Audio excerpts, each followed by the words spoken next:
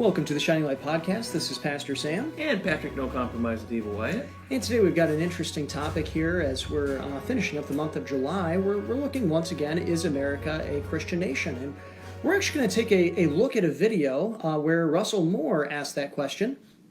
And surprisingly, Russell Moore in the first part of this video is pretty solid, wouldn't you say? Yeah, it was actually pretty good. I was kind of surprised to see some of the things he said. I mean, he's right, and that's what kind of surprised me, given some of the things he's also said, which makes you wonder, how can you, on one hand, be right and then try to merge it with some ideas that aren't so good? And it is interesting because we're going through Sunday school right now. This is our second of 3 weeks. Was America founded a Christian nation?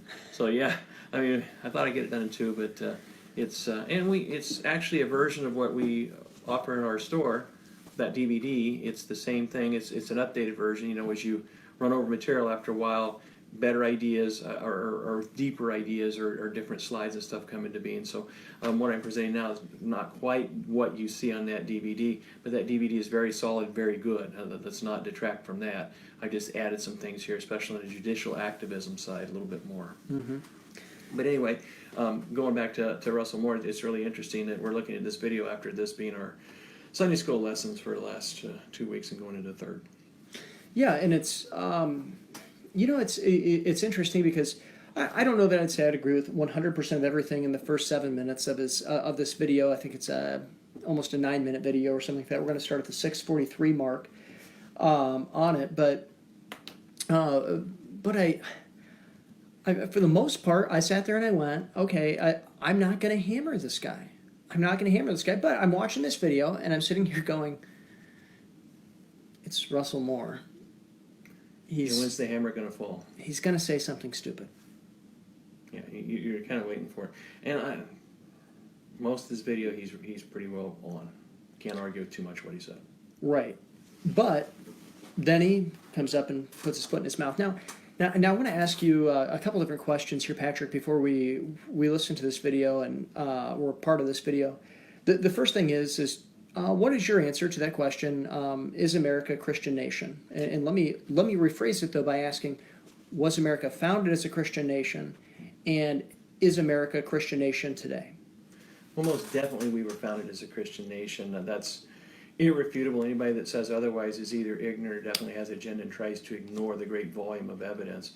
Even as late as 1892, there was a Supreme Court opinion issued after a 10-year study, and they came to the conclusion that all the organic laws and utterances, America was indeed founded a Christian nation. That was unanimous ruling. So that was 1892. What you hear today, of course, is just the opposite of that. It's complete denial of our nation's history. But that is what it is. There's going to be people that they just simply want to disagree. Are we a Christian nation today? Our laws and the mood of the nation would indicate certainly that we're not. Are there Christians in this nation? Yes, there are. Are there some of the founding principles from our founders still here? Yes, they are. They're ebbing day by day. Judicial rulings, legislative moves, even executive decisions by governors and that sort of thing are definitely ripping out what's left of the Christian spirit this nation once held in full. So no, we're not a Christian nation today, and I'm sad to say that, but we're not. But we once were. Right. And actually, I think this is important for us to make known because we obviously spend a lot of time talking about the Founding Fathers. Mm-hmm. And we spend a lot of time talking about our Christian heritage because we believe deeply in that Christian heritage and we respect the Founding Fathers and we really love America as a nation. Especially who we were. Right. The nation I love is the one that exists in the history books. The men and women that died in the service of this nation for the great things that we've done for the rest of the world. And there's still honorable people serving, trying to do the right thing, but there's a lot of wickedness, not just in government, ladies and gentlemen, because we put those people in government and we allow them to stay, and we put up with judicial rulings or opinions that they call rulings. We put up with it as a population. Right. Throughout my history of being a pastor, I've done this thing of preaching several controversial messages, I would say.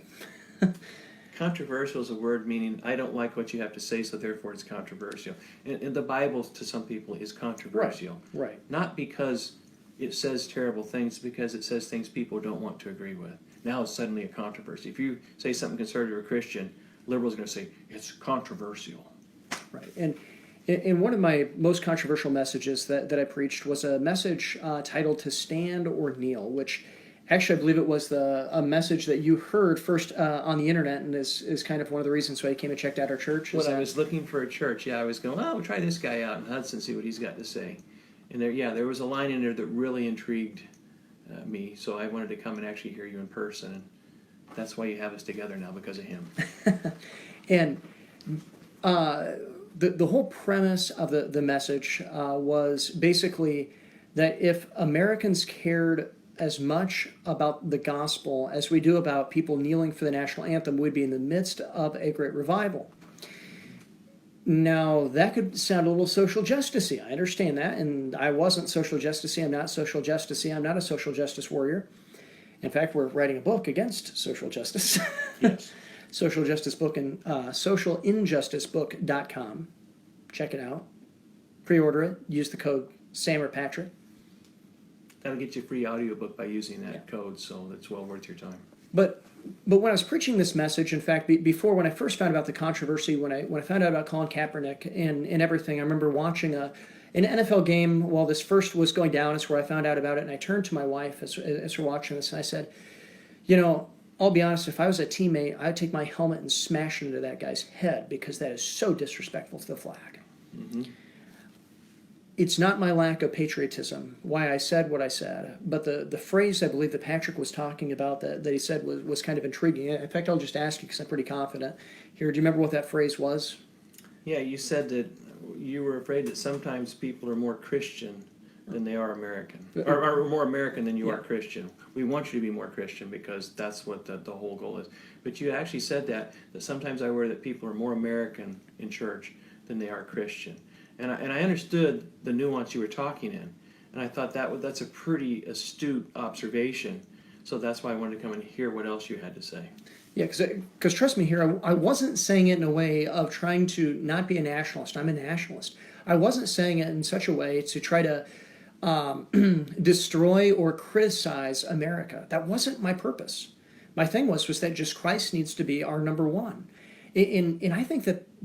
Which is good for the nation. Yeah, when exactly. That's the case, it's great for the nation. Exactly. Righteousness exalts a nation. And I think this is the confusion, and this is the slight slip of hand in the balancing act that we need to have in this nation, is that America was founded as a Christian nation. Mm-hmm. It is something that's important. We need to have this in our life. But we are a Christian first. And I think this is where Russell Moore falls and slips into sin. Where he slips into, or at least shows his social justice warrior comes out in him. Mm-hmm. And you see him disavow nationalism, which is, it's completely idiotic. If you go and you read Scripture, God is a nationalist, okay? And people are going to say, oh, I can't believe you said that. The nation Israel, yeah, he's a nationalist, okay? And yeah, he still is, because the nation Israel, ultimately, as history winds down, will be saved. These things come to save the nation of Israel. Now, he saved the Gentiles, too, through the blood of Jesus Christ. We all have that choice to be saved. But as a nation, he's going to save his chosen people, which is Israel. Right. Well, let's listen to see what Russell's got to say to us. Some people, though, they like the idea of Christian nation because nationalism is an easier religion for them than Christ and Him crucified. It's easier to sort of get an emotional kind of resonance with the country than it is with the gospel. Now that's dangerous for the soul.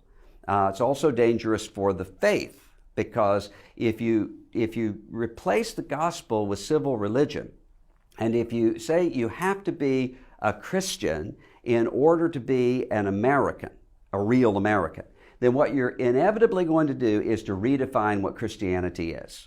That's what happens. Sometimes people are really disappointed when they go back and they look at some of the founding fathers of this country, and they see people that they really wouldn't want teaching Sunday school. And that sort of shakes their faith. It shouldn't. It shouldn't. You can have people who can be right on what it means to have a civil order that tends toward justice in many areas, who are wrong about what it means to be reconciled to God. And so usually when we come in and want to define a whole country or define an entire generation of people by Christianity, what we end up with is a Christianity that's one birth short of the real thing. Okay, Patrick, what do you think, first of all, about this whole religion of nationalism? Well, I think that's exactly what he's been trying to get at, because this is what the leftists and liberals are going after right now. To say that if you're nationalist, that you're somehow racist or against God, in his case, against the Christian faith. So he's saying you can't be, he's inferring you can't be nationalist and Christians. You can't be a patriotic American proud of your country. It doesn't seem like there's room there to also be a Christian. He's saying basically you're choosing one or the other. I see it as you're a Christian first, but we have a heritage that we should be proud of, and we have a nation, if we could reform it, that would make America great again. A politician's not going to do it. It would take a national revival, which would mean the change of the hearts, minds, and souls of people. That I don't see happening. I don't even see it remotely happening, because we're so much squabbling over the political aspects of things. Now, the political fights have to be fought for sure, because we don't just give over to the evil that's represented by liberalism. But that said, here he is kind of trashing the whole idea of a patriotic American or a conservative, because he is liberal in his political ideas. And of course, a political perspective is not a Christian perspective. It's a secular perspective. One thing I can't help but notice, but I've read a lot of Russell Moore. I've listened to a lot of Russell Moore. My IQ has suffered because of it. I can't afford to lose any more points, so I've never heard him criticize globalism like that. No. And isn't that funny? It wasn't the globalist movements today. We tried to push Christianity across the globe, but the things that are globalist movements of today are the various Marxist theories, which are at their very base atheist. Other secular theories related. Islam is now very aggressively attempting a globalist takeover. So if you're attacking nationalism, the alternative to nationalism is Globalism. Globalism. That's your one or two. And this brings up a major issue, because some people would go and say that we're unfair towards Russell Moore. We're unfair towards Russell Moore. I've heard that more than I like to admit. But one thing I think people need to understand is that discernment a lot of time is asking the question, not what did somebody say, but why didn't they say something? He doesn't criticize globalism. It's because he is a globalist. Yeah. And that is his religion. So just as he likes to claim, anybody who would go and really hold to the nationalism of the United States, that's their religion. And by the way, he claimed that if that person holds to that, their soul is in danger. It's a soul problem, he said. Mm-hmm. I mean, that means he's saying that they're unsaved, okay? So afford me the same right to say that I disagree with Russell Moore. So, hey, if globalism is your religion, you're unsaved. And that is his religion. Well, let's take a look at nationalism, for instance. In this country, we have a constitution that limits the power of government. Now, governments went way beyond those boundaries, but nonetheless, the constitution remains. And the concept that government is somehow limited stays in place. If we get rid of our nationalists, and he's certainly in favor of open borders, bringing as many people in here to dilute and destroy our culture as we possibly can, both legally and illegally, bringing Muslims in, these are stands he's taken. He's been part of trying to open our borders up to let people pour in, overwhelm our system, collapse our economy. There goes our form of government. There goes our Constitution.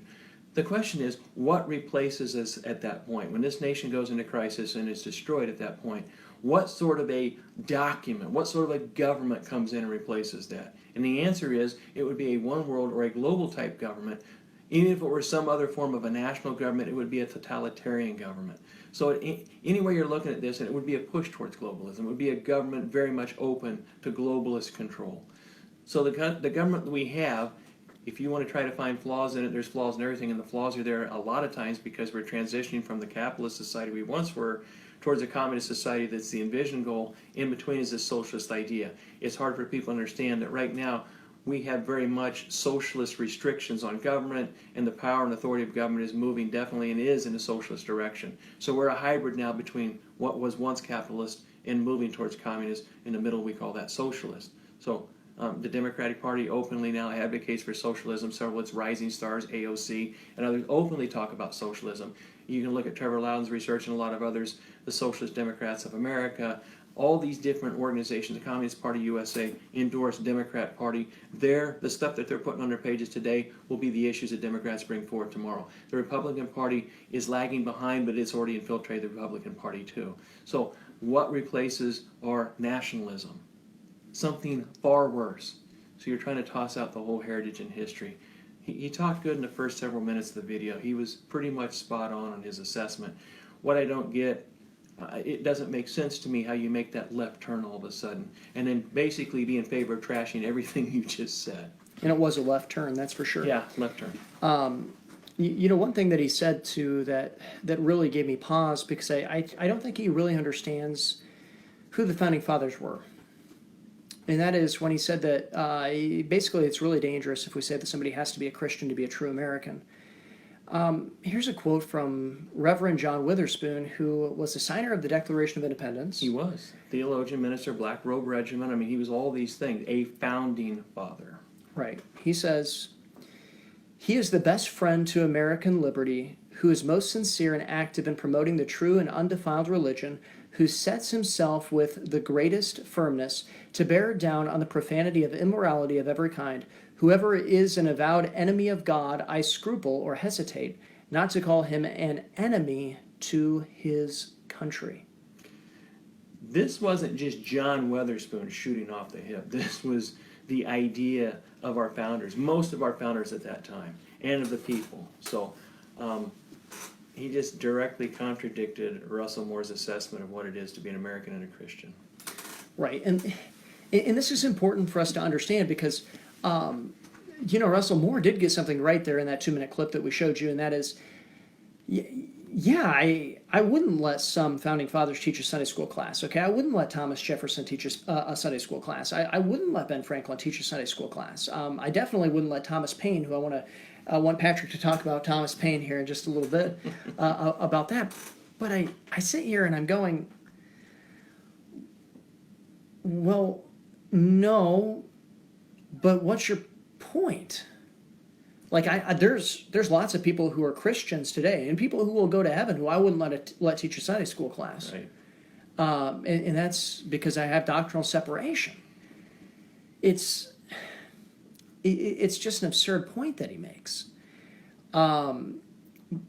Because though he's right in what he says, it's a big so what at the end of the thing. What does that have to do with us being a Christian nation or not being a Christian nation, or the principles of a Christian nation going in applying? That's a major issue. But, you know, I really think that it would be good to kind of tell the story of Thomas Paine, to understand how we were founded as a Christian nation, and how Thomas Paine really wasn't accepted as a true American once he turned his back on the Christian faith totally. Go for it, Patrick. You know the story much better than I do. So Ben Franklin traveled abroad for diplomatic reasons on behalf of the United States, the colonies and what would become the United States. He ran across Thomas Paine in Britain. Paine was a British citizen. And he liked Paine's writing style. Paine was kind of a firebrand, kind of a libertarian guy, really for liberty. So he convinced Paine to come over to the United States, and Paine did. And Paine started writing a little pamphlet that was passed out to the American colonists. And it was called Common Sense. And this became like the little newspaper. We didn't have internet and different things at the time. So Paine's writings kind of inflamed the passions that was already coming out of the pulpit for a war of independence. Since all of our grievances we'd filed with the British Crown, with King George, had been rebuffed. They didn't want anything to do with any of our pleas or pleadings. We prostrated ourselves before the throne, as talked about in the Declaration of Independence, that we tried a peaceable solution of which the king would have none of. So we were then forced to the option of an armed revolution. Well, Thomas Paine was instrumental in kind of being the writer behind that. So he's a founding father. Thomas Paine's a founding father of this country. Well, after the successful American Revolution, Thomas Paine went over to France because there was another revolution going on. So our revolution here, we talked about this before, was based on Christianity. Paine went over to the French Revolution, which was based on atheism. So that revolution took place, turned into an absolute bloodbath, various factions coming to power, killing off other people. The guillotine was running day and night. There were hundreds of thousands of people killed in different areas. It was complete chaos. They tried to base a society that was completely godless. The thing collapsed, didn't work. Paine was actually captured during this war, this French Revolution. The United States government petitioned to have him released and brought back to America to save his life, which the French did. They released him. Whoever had him in jail, let him come back to America. Well, you think that Paine would have understood now the difference between a good revolution, Christianity, and the atheistic French Revolution, but his heart was with the atheistic revolution. So when he came to America, he hadn't learned anything from that experience. He put out another newspaper, and this one was called The Age of Reason. And this is one he's writing detrimentally about the Christian faith, which before it was okay. He was associating with Christians. Now he's writing detrimentally. He gave it to Ben Franklin and said, hey, what do you think about this? Franklin said, burn this thing before anybody sees it. This will not be good for you. The nation will not be well received in our Christian country. Get rid of it. It's not going to be taken. Patrick Henry referred to Paine as that puny Paine. I mean, he turned former allies and friends against him because of his atheism, because he was not considered now a good American. He was considered an enemy of America. And when he died, even the cemetery of the local churches would not take his body into it because he was an infidel, an unbeliever, and militantly so. So he was buried out on his farm. He was later dug up a few years later by one of his supporters and wanted to take his bones, his remains, back to Britain and give him a burial there in kind of a place of honor. Well, that venture fell through somewhere during the voyage, never happened, and now today we don't even know where the remains of Thomas Paine are. Whatever happened to his bones, his body, what was left of his body, we don't know. There's the fate of Thomas Paine.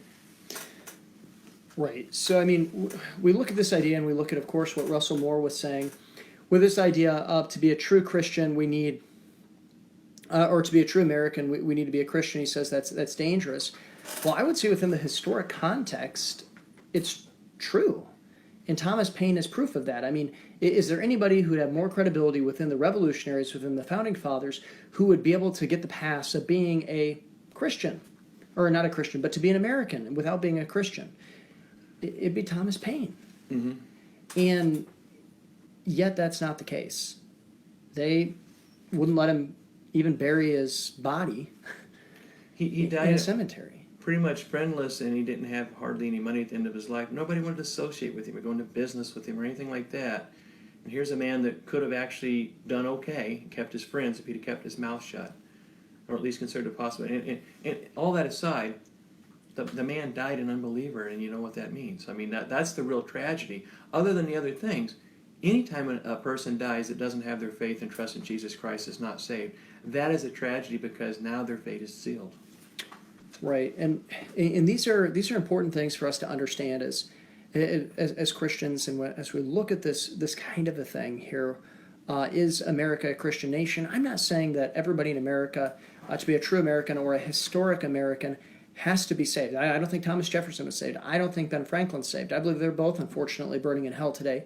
But the thing is, when you come down to it, is that we're not saying you have to be saved to be an American, but there is a category of Christian. It might be unorthodox, and being outside of orthodoxy means that you're not going to go to heaven. But you're still there in that proclamation of being a Christian. Mm-hmm. And that's what Russell Moore is denying here, that people, like that idea of that we're being rubbed off and we're being Christians. If you really want to be a true Christian or true American, historic American, you do need to be a Christian. Yeah, the founders certainly were, and that was expected. And it was considered foundational to our government and to our society. Russell Moore talks earlier about John Locke, and I don't know if he mentioned Blackstone or Montesquieu, but these guys all believe... He just mentioned Locke, which Locke was probably the least solid out of those three of Montesquieu and Blackstone, which is very interesting that you... But even those guys, all three of them would say, whatever a person's belief, the best foundation for government is a Christian faith. It's the right morals. It gives people the right attitude, the right self-discipline, that they can self-govern and self-rule. And that was the radical concept. Could man self-govern himself? Did he need a king or a despot to tell him how life was going to be ordered? Or could Christians form a government that under Christian rules and faiths and morals and values, could we then form a society that would be prosperous and a good place to live? And of course the answer was, yes, it was, because of God's blessing. And this is the question that maybe Russell Moore's, or the answer that Russell Moore is not quite making connections on. And it was funny when you were talking, I had a gym at one time, it was called Temple Lord Gym. And somebody asked me one time to come in, do you have to be a Christian to work out at your gym? I said, you don't have to be a Christian to work out at my gym, just like you don't have to be a Christian to be a member or a citizen of this nation. But you do have to be a Christian to go to heaven. That's what I told him. Right. And isn't that, isn't that the best truth to probably end on right there, is that idea of you don't have to be a Christian to be an American. No. You don't have to be a Christian to work out at Patrick's old gym. Yeah. You have to pay your dues, though. You do. That's Yeah. important. But you have to be a Christian to get to heaven. You have to place your faith in Jesus Christ as your Savior. And that is that idea of we need to make sure that is our foundation. And we need to keep that perspective, too. As we get distracted and we move to these other things and the political season rolling on top of us again, always remembering that between now and election, say, or even now and tomorrow, people are dying. And people are dying without Jesus Christ. Maybe people we know, maybe people we love, maybe it's somebody close to us. Could be us. We're not guaranteed to see tomorrow. But the bottom line here is we should not, while we keep perspective on things, our priority should always be others. As Christ came to minister to others, we should be ministering to others. The good news of the gospel. Those that are unsaved need to hear it. Let the Holy Spirit do His work. If they're going to make that choice, praise be to God. If they don't, that's on them. And then also to exhort our brothers and sisters who are saved, we need to help them now, mentor them, to mature them along that path of sanctification, that they would make disciples and be Christian leaders to their family, to their friends, in their own household, serving in their churches, for the right causes, not social justice or any of these other manufactured Jesuses that are out there, but for the true furtherance of the Christian faith. We need to go and make disciples. Well, for the Shining Light Podcast, this is Pastor Sam. And Patrick, no compromise with evil Wyett. Have a great day. You hear him talking about evolution, a slice and theory expected, the devil's